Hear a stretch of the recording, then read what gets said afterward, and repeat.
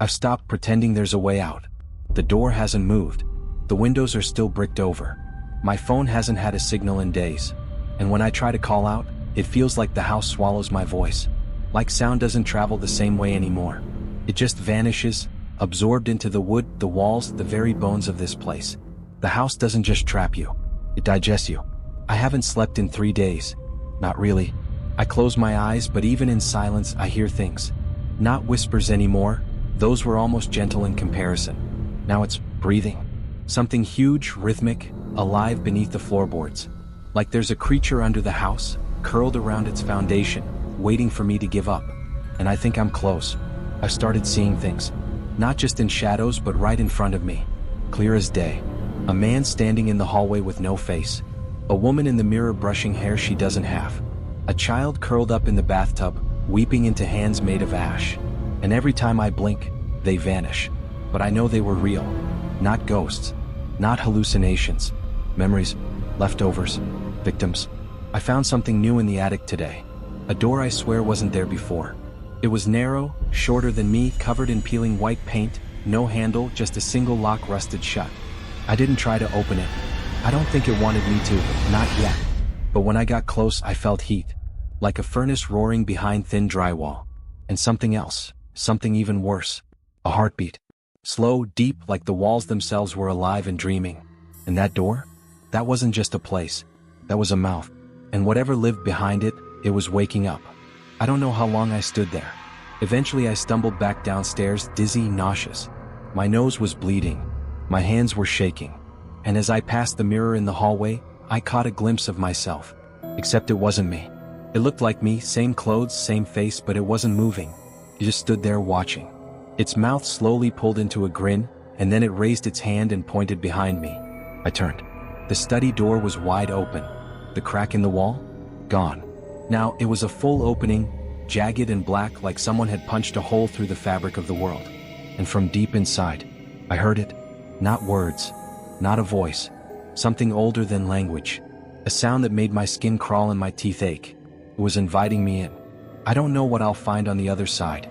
I don't even know if I'll come back. But I can't keep hiding. I can't keep running circles in this rotting, bleeding cage. If I want answers, if I want this to end, then I have to go in. Into the walls. Into the dark. Into whatever's been waiting for me since the day I stepped foot in this house.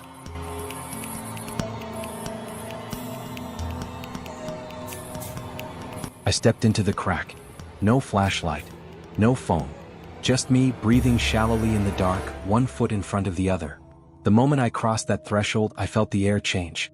It wasn't just colder, it was heavier. Every breath felt like I was inhaling something old and damp, like soil that had never seen the sun. The space beyond the wall didn't feel like a room. It felt like a wound. And I was walking into it. There were no straight lines. No corners. Just narrow, shifting corridors of rotting wood and pulsing veins that ran along the walls like vines under skin. The place wasn't built, it was grown. I could feel it moving around me just barely. The floor throbbed with every step like I was walking across the back of something sleeping.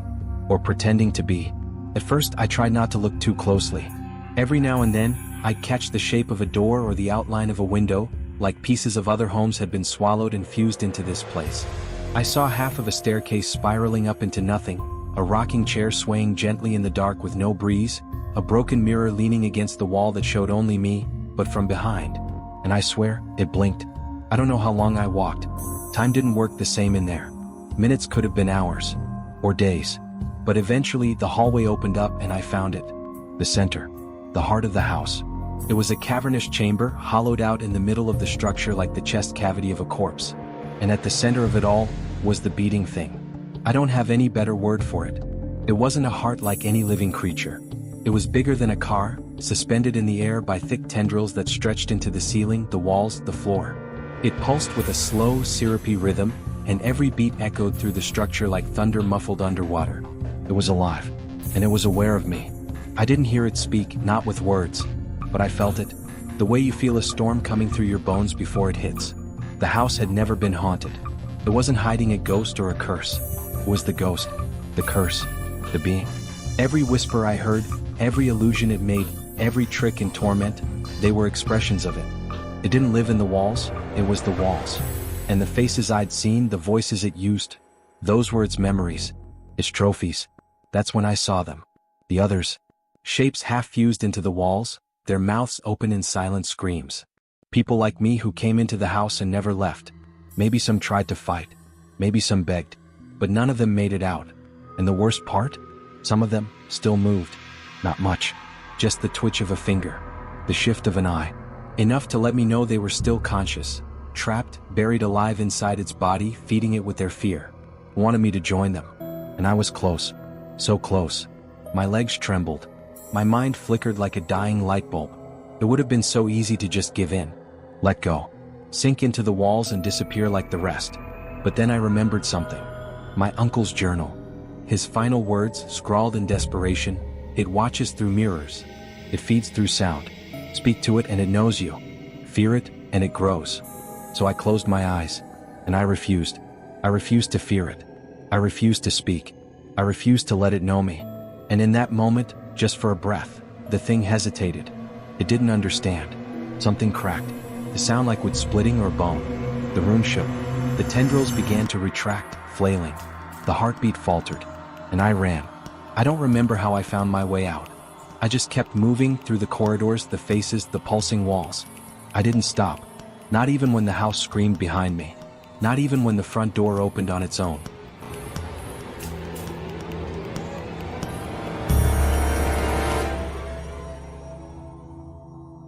I didn't look back.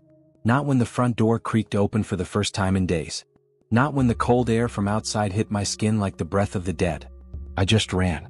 Barefoot across the front steps, down the crooked porch, past the gate that used to scream when it opened, but now stood silently ajar. I ran until I couldn't feel my legs. Until the house was nothing but a black silhouette against the sky. And then I kept running. The world didn't feel real anymore. The stars overhead looked unfamiliar.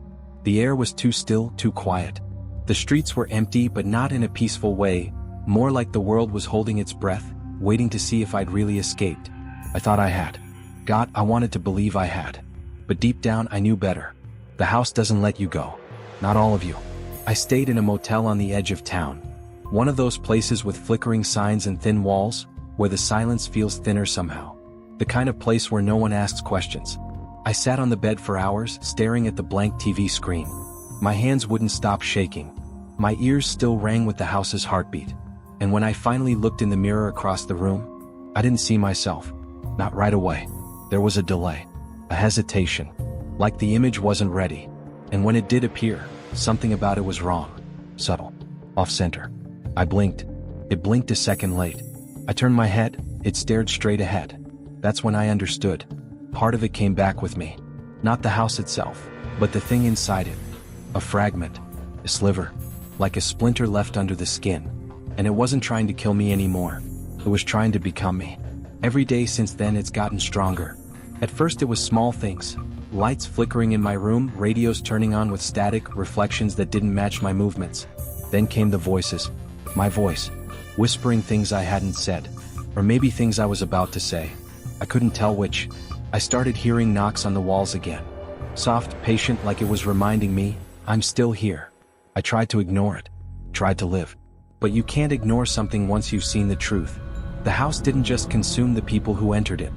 It multiplied them. Wore their memories like clothes. Collected their fears like fuel. And me? I wasn't just a survivor. I was a carrier. I brought it out. And now it's looking for somewhere new to grow. Somewhere it can root itself, spread. So if you ever find yourself walking past a house that feels too quiet, if the shadows in the windows seem to move when you're not looking, if your reflection ever stares just a little too long after you've turned away, don't go in. Don't knock. Don't listen. Because once it knows you're there, once it hears your voice, once it learns your name, it never lets go. If this story gave you chills, don't forget to like, share it with a friend, and subscribe for more nightmares.